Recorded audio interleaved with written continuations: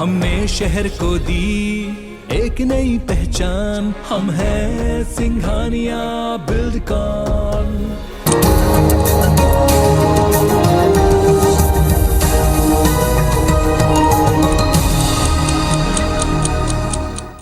चलिए हेडलाइंस के बाद अब खबरें विस्तार से और बुलेटिन की शुरुआत करेंगे मध्य प्रदेश और छत्तीसगढ़ की दो बड़ी खबरों के साथ। सबसे पहले देखेंगे छत्तीसगढ़ में नक्सलियों का उत्पात।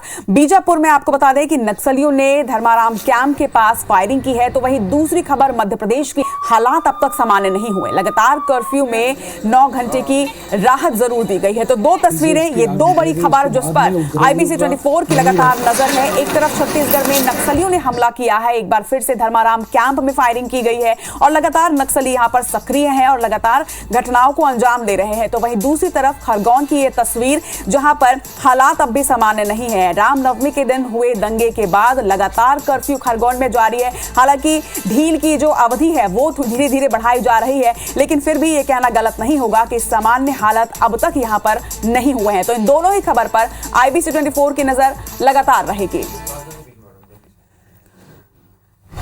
और बीजापुर से बड़ी खबर आपको बता दें, बीजापुर जिले के पामेड़ इलाके के धर्माराम कैंप के पास नक्सलियों ने कल देर शाम फायरिंग करते हुए सुरक्षा बलों पर 5 से 6 BGL दागे। करीब 15 से 20 मिनट तक दोनों ही तरफ से जमकर फायरिंग की गई है, लेकिन जवानों को भारी पड़ता देख नक्सली इसके बाद यहां से भाग निकले। बता दें कि बीजापुर SP कमलोचन कश्यप ने इस मुठभेड़ की पुष्टि की है। वहीं ASP डॉक्टर पंकज शुक्ला ने IBC 24 को यह बताया कि जवान जब कैंप की ओर लौट रहे थे तभी एम्बुश लगाकर नक्सलियों ने फायरिंग की। इसके साथ ही BGL भी दागे हैं। सुरक्षा बलों ने नक्सलियों की फायरिंग का मुंहतोड़ जवाब दिया, जिसके बाद नक्सली मौके से भाग निकले। घटना के तत्काल बाद जब IBC 24 ने ASP डॉक्टर पंकज शुक्ला से बात की तो उन्होंने क्या कहा, ये भी आपको सुनवाते हैं। ये पंकज शुक्ला जी इस वक्त हमारे साथ फोन लाइन पर मौजूद हैं, ASP हैं। पंकज जी, अभी वहां क्या स्थिति है? देखिए, अभी स्थिति सामान्य है। लगभग 1 घंटा पहले CRPF और कोबरा की टीम गश्त सर्चिंग के लिए एरिया में निकली थी। इस दौरान नक्सलियों के साथ उनकी फायरिंग, एक्सचेंज ऑफ फायर हुआ है। किसी तरह का कोई नुकसान नहीं है, कोई घायल नहीं है। अभी तो फायरिंग बंद हो चुकी है पूरी तरह से। ये कब हुआ? ये लगभग 1 घंटा पहले। तकरीबन दोनों तरफ से फायरिंग हुई है 15-20 मिनट। क्या कह रहे हैं आप? 15-20 मिनट दोनों से फायरिंग हुई है। नक्सलियों के द्वारा कुछ BGL भी दागे गए थे। इसके अलावा फायरिंग हुई है और दोनों की तरफ से एक्सचेंज ऑफ फायर हुआ है। क्या BGL भी दागे जाने की खबर है? हाँ जी जी। कैंप में नक्सलियों की तरफ से नहीं, पार्टी निकली थी एम्बुश और एरिया डिमोनेशन की कार्रवाई के लिए। इस दौरान हुआ है, कैंप के पास ही हुआ है, एकदम नजदीक ही हुआ है। शुक्ला जी, ये आसपास का इलाका रिहायशी तो नहीं है यहाँ से कुछ दूरी पर? नहीं, वहाँ कोई रिहायशी इलाका नहीं। नदी के किनारे एक कैंप है हमारा, वहाँ से पार्टी निकली हुई थी। सब कुछ अंडर कंट्रोल है? हाँ जी, परिस्थिति सामान्य है। चलिए, तो ASP ने क्या कुछ कहा ये भी हमने आपको सुनवाया। और इस वक्त वहां पर क्या स्थिति है, क्या जानकारी है, क्या अपडेट है, इस पर ज्यादा जानकारी के साथ हमारे सहयोगी नरेश मिश्रा इस वक्त हमारे साथ जुड़ रहे हैं। नरेश, जिस तरह से ये कल भी एम्बुश लगाकर घटना को अंजाम दिया है नक्सलियों ने, हालांकि ये तो सूझबूझ कहेंगे इसे जवानों की, कि जवानों ने भी मुंहतोड़ जवाब दिया और उसके बाद नक्सलियों को ही वहां से भागना पड़ा। लेकिन जिस तरह की तस्वीरें लगातार बस्तर से सामने आ रही है, इससे ये साफ हो गया कि बौखलाहट बहुत ज्यादा है नक्सलियों में। जी हाँ, देखिए, कल काफी कोशिश की माओवादियों ने इन जवानों को एम्बुश में फंसाने की, लेकिन जवान मुस्तैद थे और कैंप नजदीक होने की वजह से जवाबी कार्रवाई के बाद नक्सलियों के पैर उखड़ गए और वो वहां से भाग खड़े हुए। लेकिन काफी बड़ी तादाद में BGL भी नक्सलियों की तरफ से दागा गया है और ये बताता है कि नक्सली काफी तैयारी के साथ आए थे और कैंप पर भी उन्होंने BGL लागने की कोशिश की है, क्योंकि जब भी बड़ी पार्टी निकलती है तो कैंप में एक सीमित बल मौजूद होता है फोर्स का। तो ऐसा लगता है कि दबाव बनाने के लिए हमला किया गया था। अच्छी बात यह रही कि फोर्स को ज्यादा इसमें नुकसान नहीं उठाना पड़ा, जो पुलिस की जो अपडेट है उसमें। और ये पहुंच विहीन इलाका है धर्माराम, इसलिए सुबह सर्चिंग के बाद ये स्थिति स्पष्ट होगी कि इस मुठभेड़ में नक्सलियों को कितना नुकसान हुआ है। अभी ये जानकारी मिल रही है कि फिर से एरिया को सर्च करने की कोशिश की जा रही है, जिस जगह पर एम्बुश लगाने की कोशिश की गई थी। फिलहाल CRPF और कोबरा जो ग्रुप है जो इस इलाके में ऑपरेट कर रहा था, फिलहाल वे सभी सुरक्षित बताए जा रहे हैं। जी, तमाम जानकारी के लिए आपका बहुत बहुत शुक्रिया नरेश। तो ये कोई पहली घटना नहीं है, 10 दिन के अंदर दूसरी बार सुरक्षा बलों के कैंप को नक्सलियों ने निशाना बनाया। हालांकि जवानों ने भी मुंहतोड़ जवाब दिया है और उसके बाद नक्सलियों को बैकफुट पर आना पड़ा और वहां से भागना पड़ा है। और अब रुक करेंगे मध्य प्रदेश की खबरों का। आपको बता दें कि खरगोन में अब भी हालात जो है वो सामान्य नहीं है। कर्फ्यू में आज 9 घंटे की राहत जरूर दी गई है। सुबह 8 बजे से लेकर शाम 5 बजे तक के दुकानों को खुलने की अनुमति है। हालांकि बिना वाहन के ही लोगों को बाहर निकलने की छूट मिली है, यानी अभी भी वाहनों पर प्रतिबंध जारी है। कृषि उपज मंडी खोलने का भी फैसला आज लिया गया है। किसान अपनी उपज मंडी ला सकेंगे। धार्मिक स्थल और पेट्रोल पंप हालांकि अभी भी बंद रहेंगे। वहीं राशन दुकानों में केरोसिन पर भी प्रतिबंध लगातार जारी रहेगा। तो कुछ प्रतिबंध अभी भी लगे हुए हैं। वहीं आज कृषि मंडी जरूर खोली जा रही है। तो धीरे धीरे करके एक एक चीज को रियायत जो है वो मिलती जा रही है। लेकिन ये कहना गलत नहीं होगा कि हालात अब भी यहां पर सामान्य नहीं है। तो खरगोन में अभी भी कर्फ्यू जारी है, कुछ राहत जरूर दी गई है। इस खबर पर ज्यादा जानकारी के साथ हमारे सहयोगी शशिकांत इस वक्त हमारे साथ जुड़ रहे हैं, उनसे लेंगे ताजा अपडेट। शशिकांत, अगर बात करें खरगोन की तो अभी भी हालात वहां पर सामान्य नहीं है। हालांकि धीरे धीरे करके अब रियायतें मिल रही हैं। आज कृषि उपज मंडी को खुलने की अनुमति है। जी, मैं बता दूं, आज खरगोन में कर्फ्यू का लगातार 15वां दिन है और आज भी सुबह 8 बजे से शाम को 5 बजे तक इसमें कर्फ्यू में ढील दी जाएगी। इस दौरान लोग अपने जरूरत का सामान खरीद सकेंगे। वहीं IBC 24 द्वारा किसानों और व्यापारियों की पीड़ा को जिला प्रशासन तक पहुंचाया गया था, जिसके बाद में आज जिला प्रशासन द्वारा कृषि उपज मंडी भी खोलने के इसमें जो है निर्णय लिया गया है। इस दौरान किसान अपनी उपज मंडी में बेच सकता है, क्योंकि वर्तमान में निमाड़ अंचल में गेहूं और चने की फसल की जो है बिक्री हो रही है और किसान जो है लगातार 15 दिन से अपनी फसल मंडी में बेचने नहीं आ पा रहे थे, जिससे मंडी प्रशासन के आय में भी कमी हो रही थी। इसके साथ साथ में व्यापारियों का भी करोड़ों रुपए का नुकसान हो रहा था। इसके साथ ही अगर देखी जाए तो इससे कृषि उपज मंडी से हम्माल और तुलावटियों का सबसे बड़ा नाता है और जो लगातार 15 दिन से घर बैठे हुए उनकी रोजी रोटी पर भी संकट उत्पन्न हो गया था, जिसके बाद में IBC 24 द्वारा जिला प्रशासन के माध्यम से जो है ये पीड़ा व्यापारियों की पीड़ा बताई थी, जिसके बाद में आज कृषि उपज मंडी को भी खोला जाएगा। वहीं अगर बात करें दूसरी छूट की तो इसमें सभी दुकानों को, इसमें आवश्यक दुकानों खोलने की छूट दी गई। वहीं पेट्रोल पंप और धार्मिक स्थल अभी भी बंद रहेंगे, जबकि आवागमन जो है बसों का आवागमन अभी भी फिलहाल यहाँ पर खरगोन में बंद है। बिल्कुल, कई तरह के प्रतिबंध अभी भी जारी हैं शशिकांत, और लगातार कर्फ्यू के दौरान IBC 24 ही वो चैनल है जो लगातार इस खबर पर अपडेट दे रहा है और जनता लगातार IBC 24 के माध्यम से ही देख पा रही है कि उनके खरगोन में क्या कुछ हो रहा है। और जनता का एक बड़ा सवाल जो उनके मन में है कि आखिर कर्फ्यू कब खत्म होगा, इस सवाल पर भी हम लगातार बने रहेंगे। फिलहाल तमाम जानकारी के लिए आपका बहुत बहुत शुक्रिया शशिकांत। तो एक सवाल जो खरगोन की जनता के मन में है कि आखिर कर्फ्यू कब खत्म होगा, इस खबर पर भी लगातार बने रहेंगे। लेकिन खरगोन में लगे कर्फ्यू के दौरान पुलिस का मानवीय चेहरा सामने आया है। दरअसल इंदौर के पुलिस आरक्षक अरविंद चावरे की कर्फ्यू में ड्यूटी लगी हुई है। कर्फ्यू की वजह से कई लोगों को परेशानी का सामना करना पड़ रहा है। एक असहाय और बीमार व्यक्ति को भूख से तड़पता देख अरविंद का दिल पसीज गया। उन्होंने अपने पैसे से होटल से खाना खरीदकर गरीब की भूख मिटाई। वहीं खाना खिलाने के बाद शख्स ने पुलिसकर्मी को लाखों दुआएं दी हैं। ड्यूटी के साथ अपना फर्ज निभाने के साथ ही गरीब की मदद कर अरविंद ने एक मिसाल पेश की है, जिसकी हर कोई अब तारीफ कर रहा है। तो लगातार मानवीय चेहरा यहां पर पुलिस वालों का सामने आ रहा है। देखिए किस तरह से उन्होंने ड्यूटी के साथ ही अपना मानवीय चेहरा भी उजागर किया। एक भूखे व्यक्ति को खाना खिलाया और खाकी का ये मानवीय रूप कई बार इस तरह के मौकों पर सामने आया है और एक बार फिर से ये तस्वीर सामने आई है। और अब रुक करेंगे सागर का। आपको बता दें कि सागर में भीम आर्मी की रैली हो रही थी और रैली के दौरान एक बड़ा हादसा हुआ है। काफिले में कार की चपेट में एक बाइक आ गई, जिससे बाइक सवार युवक की मौके पर ही मौत हो गई है। बताया जा रहा है कि सागर भोपाल रोड पर यह पूरा हादसा हुआ। वहीं भीम आर्मी प्रमुख चंद्रशेखर आजाद के स्वागत में ये रैली रखी गई थी। ज्यादा जानकारी के साथ हमारे सहयोगी उमेश इस वक्त हमारे साथ जुड़ रहे हैं। उमेश, ये पूरा हादसा कैसे हुआ, क्या जानकारी है आपके पास?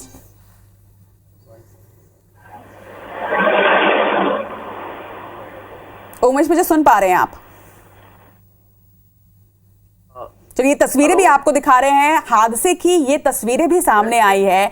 वीडियो बनाया जा रहा था रैली का, तभी आप ये देखिए कि बाइक सवार किस तरह से अचानक से कार की चपेट में आ जाता है। काफिले की कार की चपेट में ही बाइक आ गई और बाइक सवार युवक की इससे मौके पर ही मौत हो गई है। बताया जा रहा है कि भोपाल रोड पर यह पूरा हादसा हुआ। हमारे सहयोगी उमेश के साथ एक बार फिर से जुड़ने की कोशिश करेंगे।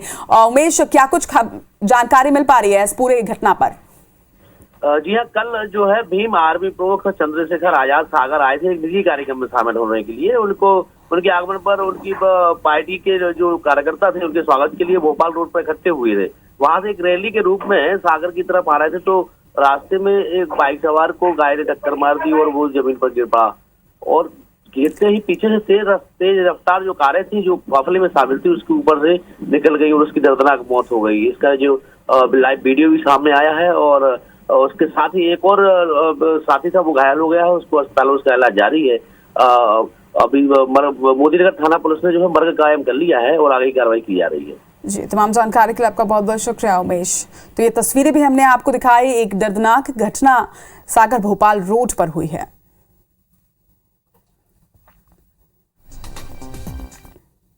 चलिए एक और बड़ी खबर से आपको अपडेट कर दे, खासतौर पर स्टूडेंट्स के लिए खबर है। इस साल पीपीटी की परीक्षा नहीं की जाएगी। तकनीकी शिक्षा विभाग ने परीक्षा को निरस्त कर दिया। आपको भी बता दें कि छात्रों को 2022-23 में मेरिट से प्रवेश मिलेगा।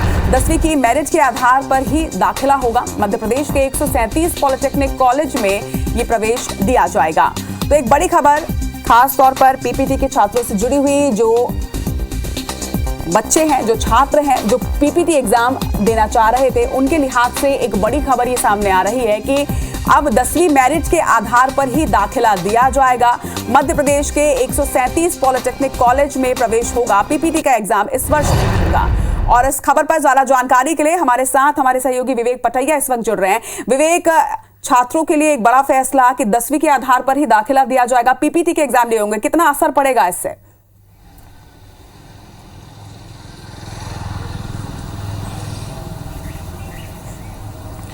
देखिए, प्री पॉलिटेक्निक टेस्ट ये व्यापम जो पीईबी और व्यावसायिक परीक्षा मंडल के नाम से जाना जाता है, इसके द्वारा एग्जाम कंडक्ट किया जाता था पीपीटी का, जिसमें 10वीं के छात्र जो है शामिल होते थे और इससे करीब 137 जो मध्य प्रदेश के पॉलिटेक्निक कॉलेज है उनमें एडमिशन होता था। लेकिन इस बार सरकार के तकनीकी शिक्षा विभाग ने परीक्षा नहीं कराने का निर्णय लिया है और परीक्षा के जो आदेश हुए थे वो भी निरस्त कर दिए गए हैं। उसके पीछे तर्क बताया जा रहा है कि 10वीं और 12वीं के रिजल्ट लेट आते हैं और उसके बाद पीपीटी परीक्षा होती है और पीपीटी की परीक्षा के रिजल्ट भी लेट आते हैं। ऐसी स्थिति में तब तक 10वीं के छात्र अपने स्कूलों में 11वीं क्लास में एडमिशन ले लेते हैं और इसलिए तकनीकी शिक्षा से जुड़े जो पॉलिटेक्निक कॉलेज है उनमें सीटें खाली रह जाती है और इसी के चलते जो है सीटें खाली रह जाती है और छात्रों को भी नुकसान होता है और कॉलेज को भी नुकसान होता है। ऐसी स्थिति में तकनीकी शिक्षा विभाग ने यह फैसला किया है कि 10वीं के रिजल्ट आते ही जो मेरिट आएगी, मेरिट के आधार पर ही 11वीं में जो छात्र नहीं जाना चाहते हैं, सीधे पॉलिटेक्निक में एडमिशन लेना चाहते हैं, वो सीधे जो है पॉलिटेक्निक में मेरिट के आधार पर एडमिशन ले सकते हैं। जो एमपी बोर्ड की मेरिट लिस्ट होगी उस मेरिट लिस्ट के आधार पर जो अप्लाई करेंगे जो छात्र पॉलिटेक्निक में, उनको एडमिशन मिल जाएगा। तो एक बड़ा निर्णय तकनीकी शिक्षा विभाग ने इस बार लिया है। ये छात्रों के हित की खबर है और छात्रों से जुड़ी हुई खबर है, क्योंकि तकनीकी शिक्षा विभाग के अंतर्गत आने वाले पॉलिटेक्निक कॉलेजों में 3 साल का जो पीपीटी का कोर्स होता है, प्री पॉलिटेक्निक टेस्ट के बाद जो डिप्लोमा इन इंजीनियरिंग होता है, उससे सीधे छात्र जो है डिप्लोमा इंजीनियर बन जाते हैं और उनको कई सारी जो नौकरियों के अवसर खुल जाते हैं और इसलिए सरकार की तरफ से अब पीपीटी डायरेक्ट मेरिट लिस्ट के आधार पर पीपीटी में एडमिशन होंगे। जी, तमाम जानकारी के लिए आपका बहुत बहुत शुक्रिया विवेक। तो पॉलिटेक्निक कॉलेज में एडमिशन लेने वाले छात्रों के लिहाज से एक बड़ी खबर कि अब उन्हें एग्जाम नहीं देना पड़ेगा, सीधे 10वीं के मार्क्स के साथ ही वो एडमिशन ले पाएंगे। रुक करेंगे छत्तीसगढ़ की खबरों का। आपको बता दें कि सीएम भूपेश बघेल के आज के कार्यक्रम क्या कुछ है। राष्ट्रीय सहकारी सम्मेलन में सीएम भूपेश बघेल सम्मिलित होंगे, इसी तरह से राष्ट्रीय पुरस्कार सम्मेलन में भी वो सम्मिलित होने वाले हैं। तो कई कार्यक्रमों में आज वो शिरकत करेंगे। योगासन प्रतियोगिता सम्मेलन की भी आज शुरुआत हो रही है, जिसमें सीएम भूपेश बघेल पहुंचेंगे। वहीं नवा रायपुर के सेवा आयोग के भवन का भी लोकार्पण होगा। इसी तरह से बिलासपुर और बालोद दौरे पर आज सीएम भूपेश बघेल रहने वाले हैं। और इस खबर पर ज्यादा जानकारी के साथ हमारे सहयोगी स्टार जैन इस वक्त हमारे साथ जुड़ रहे हैं। स्टार, लगातार दौरे कर रहे हैं सीएम भूपेश बघेल, आज भी बालोद के दौरे पर वो रहेंगे और कई कार्यक्रमों में भी सम्मिलित होने वाले हैं। क्या खास रहने वाला है इन कार्यक्रमों में?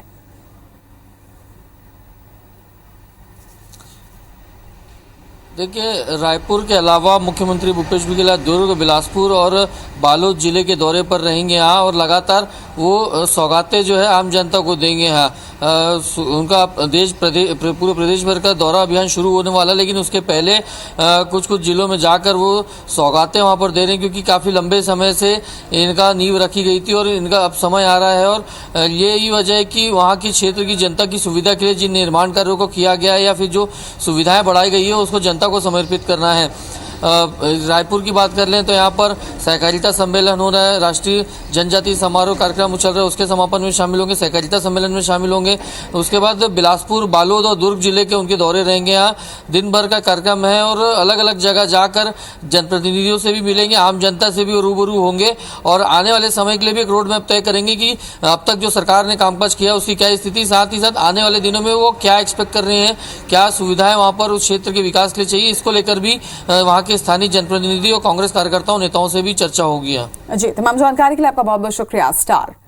चलिए खबरों में बढ़ेंगे आगे। छत्तीसगढ़ के मुख्यमंत्री भूपेश बघेल धमतरी, कांकेर और बालोद जिले के आज दौरे पर रहने वाले हैं। इस दौरान तीनों जिलों में विभिन्न कार्यक्रमों में वो सम्मिलित होंगे और स्थानीय जनप्रतिनिधियों की मांग पर कई सौगातें भी उन्होंने दी। धमतरी जिले के सेमरा गांव में आयोजित दिव्यांगन समाज के 97वें वार्षिक अधिवेशन में मुख्यमंत्री भूपेश बघेल सम्मिलित हुए। वहीं उन्होंने दिव्यांगन समाज को मेहनती समाज बताते हुए जमकर तारीफ की है। समाज को एकता बनाए रखने के लिए उन्होंने कहा। वहीं समाज के लिए मुख्यमंत्री ने भटगांव में 2 एकड़ जमीन और भवन बनाने के लिए 25 लाख रुपए देने का ऐलान भी किया है। इसी साथ ही सेमरा गांव के विकास के लिए उन्होंने 20 लाख रुपए देने की घोषणा की है। वहीं बालोद जिले के गुंडरदेही में साहू समाज के मां कर्मा महोत्सव कार्यक्रम में भी सीएम भूपेश बघेल सम्मिलित हुए।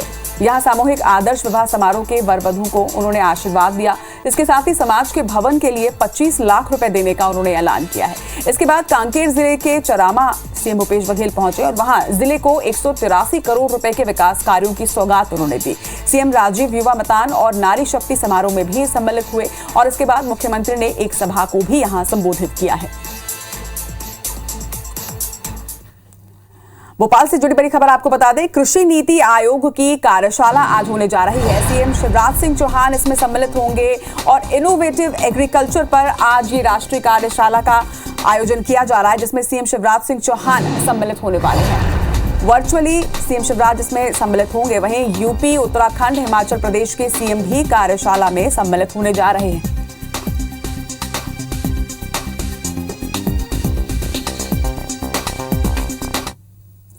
सीएम शिवराज सिंह चौहान आज अनूपपुर के दौरे पर रहेंगे। बता दें कि यहां अमरकंटक के सर्किट हाउस में मध्य प्रदेश में नर्मदा सेवा मिशन की प्रगति और नर्मदा पुनर्जीवन कार्यक्रम को लेकर हुई बैठक में सीएम शिवराज सिंह सम्मिलित हुए। बैठक में नर्मदा नदी के तटीय इलाके के उत्थान और विकास को लेकर मंथन किया गया। वहीं बैठक के दौरान मुख्यमंत्री शिवराज ने कहा कि नर्मदा मैया मध्य प्रदेश की जीवन रेखा है, हमारी आस्था और श्रद्धा का केंद्र है। मां नर्मदा की धारा निरंतर बहती रहे, इसके लिए नर्मदा सेवा मिशन बनाकर कई काम किए गए हैं। वहीं नर्मदा मां ही है जो एमपी के लोगों की प्यास बुझाती हैं। साथ ही उन्होंने ये भी कहा कि मां हमें सिंचाई का पानी, पीने का पानी और बिजली के लिए पानी देती हैं। बता दें कि बैठक में सीएम के अलावा केंद्रीय मंत्री भूपेंद्र यादव, प्रहलाद पटेल, मंत्री विजय शाह, बिजाहुलाल सिंह और मीना सिंह भी मौजूद रहे। नर्मदा जी हमारी आस्था और श्रद्धा का भी केंद्र है, लेकिन भौतिक रूप से अगर मध्य प्रदेश को देखें तो सिंचाई का पानी, पीने का पानी, बिजली जो कुछ देती है हमको नर्मदा जी देती है। नर्मदा जी है तो मध्य प्रदेश है और इसलिए नर्मदा सेवा मिशन बना के कई काम मध्य प्रदेश सरकार ने, नर्मदा जी की धार कल छल छल करके बहती रहे, निरंतर प्रवाहमान रहे और हमें जीवन देती रहे, इसलिए कई काम किए थे। और एक बार फिर से बड़ी खबरों से आपको अपडेट कर दें। सबसे पहले बात करेंगे ग्वालियर की। ग्वालियर में लव जिहाद का एक सनसनीखेज मामला सामने आया है, जहां पीड़ित महिला ने थाने में एफआईआर दर्ज कराते हुए आरोप लगाया कि डबरा के रहने वाले एक आरोपी ने पहले नाम बदलकर दोस्ती की और उसके बाद शादी, लेकिन एक दिन मौलाना ने बताया कि तुम्हें धर्म बदलकर फिर शादी कर रही होगी, और मना करने पर दो देवरों, मौलाना और दो दूसरे आरोपियों ने रेप किया। कमरे में कई दिनों तक महिला को बंद रखा गया। वहीं महिला ने सास पर भी जिस्म फरोशी के धंधे में धकेलने की कोशिश का आरोप लगाया है।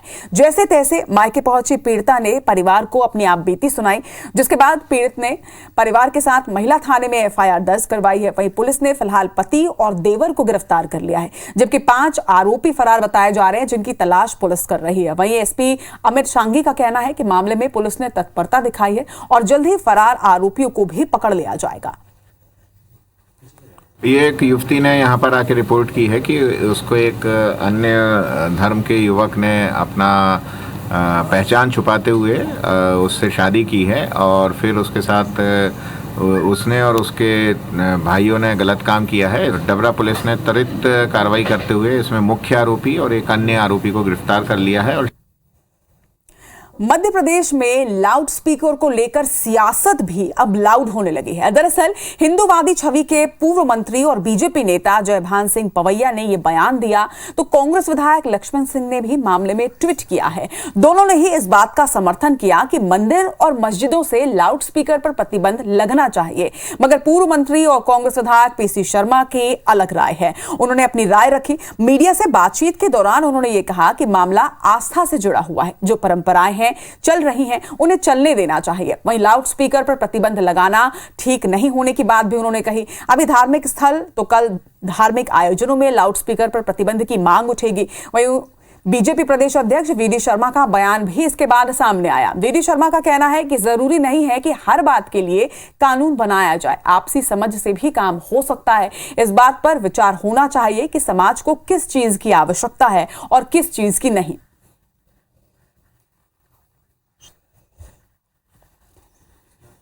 यात्राएं निकल रही हैं रामनवमी की, और इसकी इस पर ये धूमधाम नहीं की। जो परंपराएं हैं उन परंपराओं को चलने देना चाहिए जो लोग चाहते हैं, क्योंकि बात वो लोग कर रहे हैं जो चुने हुए लोग हैं, तो जनता की बात भी करें। समाज को क्या जरूरत है और क्या आवश्यकता है, मुझे लगता है कि उसके अनुरूप इन डिस्कशन में सहमति के आधार पर भी चीजें की जा सकती है। ऐसा नहीं कि केवल कानून बना के ही किया जा सकता है, इन बातों की सहमति भी बनाई जा सकती है। मनुष्य